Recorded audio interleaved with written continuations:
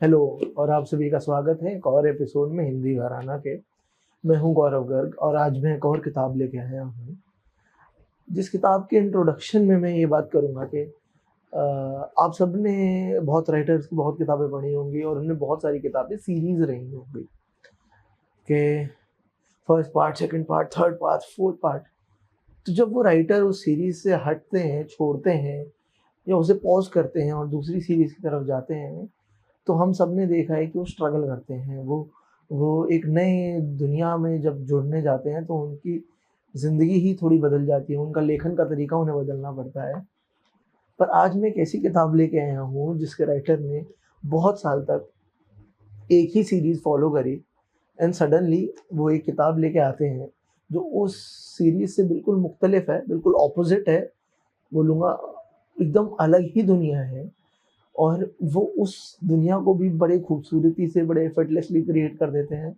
और आप ये किताब पढ़ोगे तो आपको ऐसा लगेगा कि हाँ, ये इस राइटर ने तो ये तो केक-वॉक है, ये तो इन्होंने मतलब ये तो शायद 20 साल से 30 साल से ऐसी ही कहानियाँ लिख रहे हैं। और ये कुछ हद तक इस तरह की कहानियाँ भी लिख रहे हैं, पर जिस तरीके से, जिस नज़रियात से इस किताब में उसे दिखाया गया है, वो बहुत डिफरेंट है। मैं बोलूँगा कि बहुत इंटरेस्टिंग है, बहुत नया है।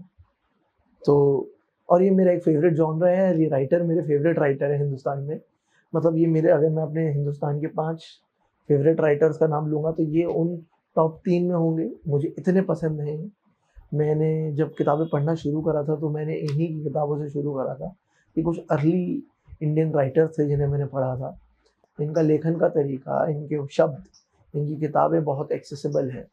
वो एक कॉलेज में पढ़ने वाले बच्चे से लेके एक 60 साल के बुज़ुर्ग इंसान तक सबके लिए है। इसे कोई भी पढ़ सकते हैं, कभी भी पढ़ सकता है, कैसे भी पढ़ सकता है। आप इसमें पूरा फ़ोकस डाल के, अपनी पूरा ध्यान डाल के इनकी किताबें पढ़ सकते हैं और आपको बहुत मज़ा आएगा। और वहीं आप सफ़र के दौरान इस किताब को पढ़ के तब भी इसका खूब आनंद ले सकते हैं।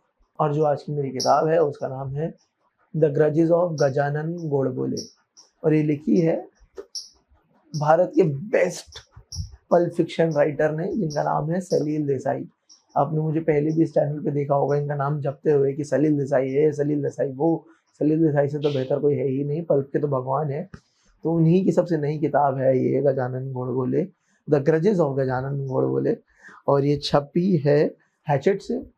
और इस किताब के बारे में अगर मैं आपको कुछ एक समरी दूँ, आपको, आप कोई भी किताब पढ़ने जाते हैं, कोई फ़िल्म देखने जाते हैं तो आप सबसे पहले उसका समरी, एक थोड़ा-सा इंट्रोडक्शन माँगते हैं। तो अगर मैं इस किताब को एक इंट्रोडक्शन दूँ, तो और अगर मैं इस किताब का एक इंट्रोडक्शन दूँ, तो कुछ ऐसा होगा कि एक एक रिटायर्ड बुज़ुर्ग इंसान जो मुंबई में रहते थे, जो बिल्कुल ही हार्मलेस थे, जो एक एवरेज रिटायर्ड बुज़ुर्ग की तरह थे, उनको कोविड होता है, उनकी पत्नी को भी कोविड होता है, उनकी डेथ हो जाती है उनकी पत्नी की।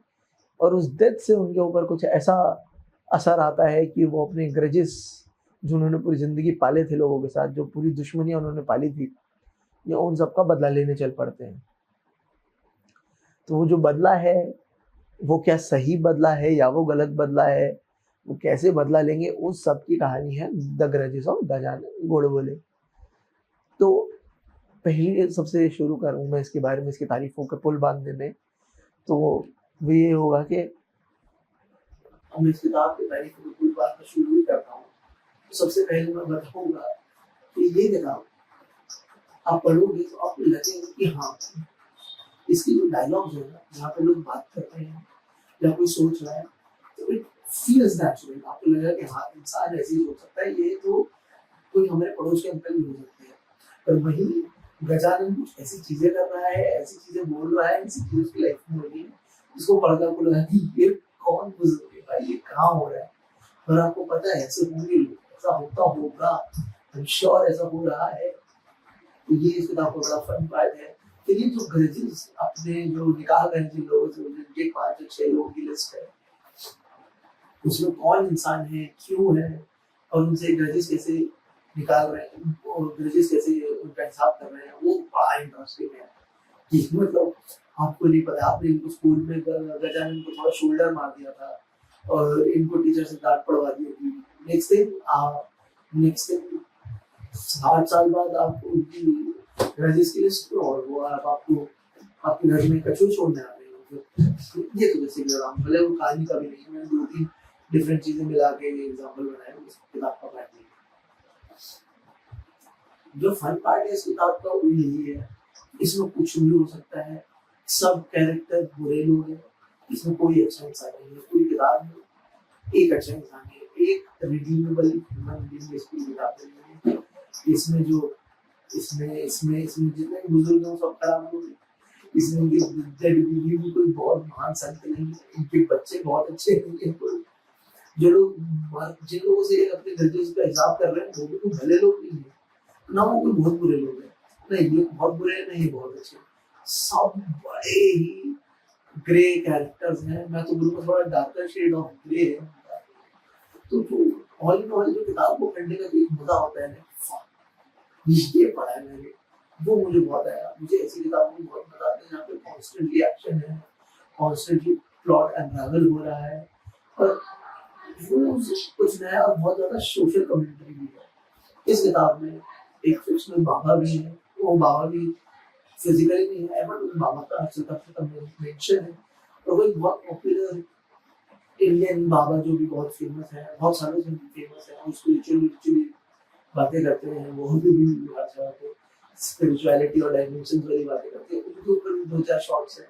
सो इट्स फन, आपको देख के पता चलता है कि इसमें एक सलील देसाई का हिस्सा है। सलील देसाई की जो मान्यताएं हैं, जैसे सलील देसाई दुनिया को देखते हैं, वो इस किताब में है, और इस किताब के जो कैरेक्टर वो डरते नहीं है, वो शर्म नहीं करते। सलील देसाई डरते नहीं है, Salil Desai doesn't give a damn. आप उनके बारे में सोचते हो, अपनी लाइफ के बारे में सोचते हो, किताब के बारे में सोचते हो, and this whole thing makes him the most badass writer in India. फर्क नहीं पड़ता है, उनके कैरेक्टर्स कुछ भी कर सकते हैं, कैसे भी हो सकते हैं, और ये आपको जस्टिफिकेशन नहीं देंगे कि ये ऐसा क्यों है, ये जस्ट ऐसा है। लोग खराब होते हैं, लोग बस ऐसे ही होते हैं, लोग ऐसे हो जाते हैं, उसके पीछे कोई बहुत बड़ा यूनिवर्सल कोई रूल नहीं मिलेगा, लोग ऐसे होते हैं। तो वो जो होता है ना कि थोड़ा इमोरल, थोड़ा darker side of the world अगर आप एक्सपीरियंस करना है तो वापस किताब भी जरूर करते हैं। अगेन इस किताब में कोई ऐसा heavy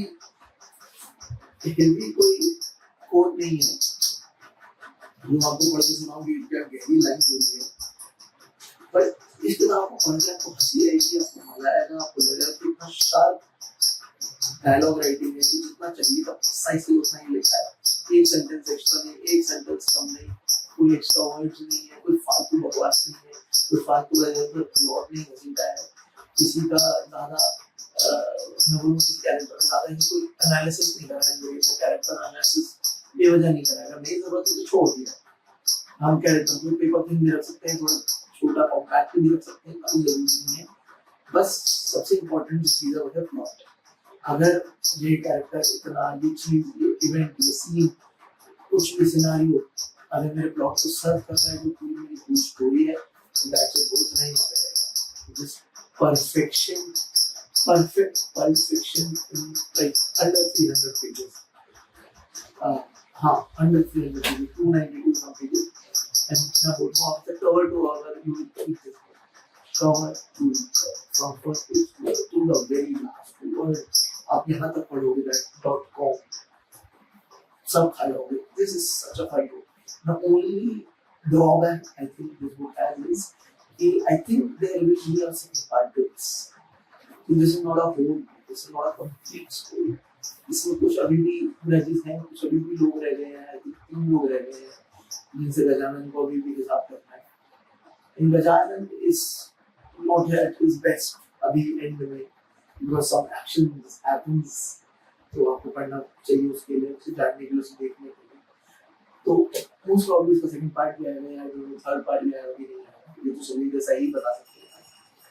Yes, the second part तो पक्का आएगा। I think there is a huge possibility that the second part आएगा, but अगर नहीं भी आता है तो this is a very good solo single book. इसको जरूरत नहीं है कहानी बनाने की। This is how what अगर आता है तो it will be appreciated. नहीं दिया उसकी जरूरत नहीं है, but ये अपने आप में भी काफी है, और एक और पार्ट आ जाएगा तो और बात बन जाएगी। तो इस किताब के लिए मेरे पास कोई क्रिटिसिज्म नहीं, मैं सलीम देसाई फैन बॉय हूँ. I don't care. He's the best. He's the best pulp fiction writer in India.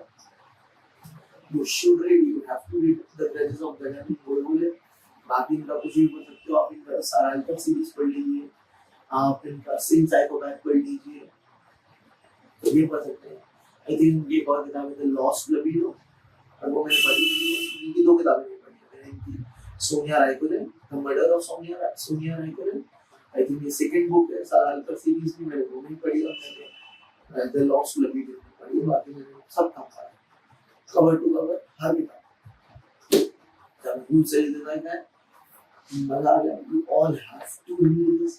You have to read Gajanan Guruville. The Grudges of Gajanan.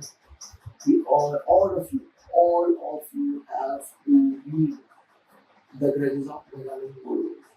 और आप सबको लग रहा होगा कि ये कोई रिव्यू थोड़ी ना दें, कोई किताब पे बात ही नहीं, कोई चर्चा नहीं. Because I just love Salim Desai too much to criticize, to say anything wrong. Because it कुछ ऐसा दिखते ही नहीं है जिसे criticize करा दे. I think his previous book, Kid Killer, वो इतना up to the point नहीं था, इतना best नहीं था. But still, this book is very, very, very good. This is the book, hottest book right now in Indian book market. So you all have to read The Grudges of Gajanan. Please go ahead, read it. I'll paste a link in the description and in the comment box. जाओ खरीदो and read it, please. तब तक के लिए धन्यवाद. देखने के लिए नमस्कार.